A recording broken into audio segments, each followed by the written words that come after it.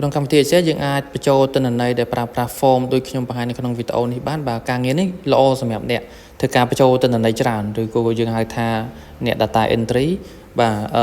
សម្រាប់ការងារហ្នឹងគឺយើងអាចធ្វើបានទាំងអស់គ្នានៅក្នុងកម្មវិធី Excel បាទជាដំបូងអ្នកត្រូវមានព័ត៌មានសិនមកមានឈ្មោះមានភេទតួនាទីប្រាក់ខែចឹងទៅបាទបន្តមកទៀតយើងទៅទាញយក form សិនចូល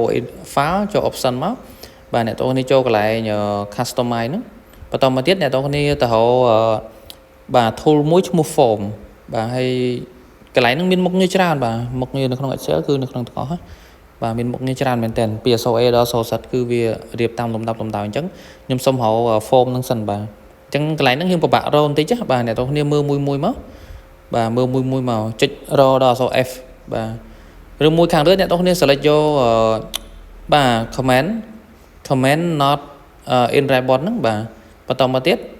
វា search ទៅទិន្នន័យដែលយើងចង់បានឯ comment បាទកន្លែងនេះ search comment ខ្ញុំបង្ហាញហ្នឹងហើយចុច form បាទអស់មកខាងក្រោមមានឃើញ form ហើយកន្លែងនេះអ្នកទាំងគ្នាអាចយក form ហ្នឹងទៅដាក់នៅកន្លែងណាមួយមកយើងអាចបង្កើត tab ថ្មីក៏បានដែរបាទចុច new tab មួយមកអានេះខ្ញុំខកឧទាហរណ៍ទេបាទចាក់ស្ដែងអ្នកទាំងគ្នាចង់ទីដាក់នៅកន្លែងណាក៏បានដែរនេះខ្ញុំបង្កើត tab មួយបាទ tab ដូចជា home insert អីហ្នឹងអាហ្នឹងគេហៅ tab ឯបាទបន្តមកទៀតយើងទាញ form ហ្នឹងបាទ add ចូល tab ហ្នឹងមកទាញចូលបានឲ្យយើងបង្កើតក្រុមមួយទៀតបាទចុចក្រុមនៅខាងក្រោមសិនមកហើយចាំ add ភាសាទៀតបានវាចូលបាទហ្នឹងហើយចង់ rename ចង់ដូរឈ្មោះវាបាទហើយចុច OK មកអញ្ចឹង tab ថ្មីដែលខ្ញុំបង្កើតបានហ្នឹងបាទខ្ញុំអត់បានដាក់ឈ្មោះខ្ញុំដាក់ new tab អញ្ចឹងមុខងារ form ហ្នឹងវាចូលកន្លែង new tab ហ្នឹងហើយដូច insert home ហ្នឹងបាទយើងហៅ tab ហើយយើងអាចបង្កើត tab ហើយយើងអាចបង្កើតក្រុម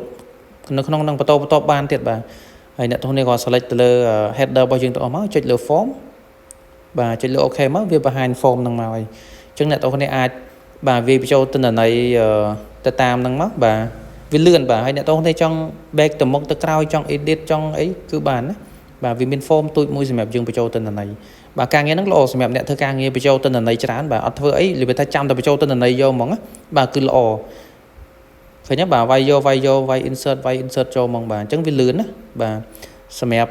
មិនប៉ុន្តែមិនគ្រប់គ្នាសុទ្ធតែអាចប្រើនឹងទាំងអស់ហ្នឹងបាទដោយប្រភេទការងារដែរអ្នកខ្លះក៏គេប្រើច្រើនទៅអ្នកខ្លះក៏មិនសូវប្រើទៅបាទទៅតាមមុខជំនាញម្នាក់